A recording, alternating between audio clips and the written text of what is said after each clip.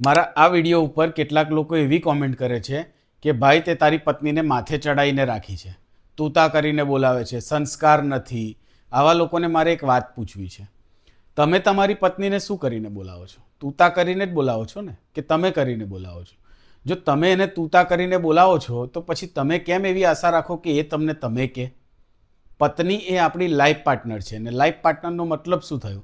જીવનના અંત સુધી સુખ હોય કે દુઃખ તમારા ખભેથી ખભો મલાઈને તમારી સાથે ચાલે, એનું નામ પત્ની. અને એવા લાઈફ પાર્ટનર પાસેથી માન સન્માન માગીને તમે એને નીચું દેખાડવા માગો છો? શું સોચ છે તમારી?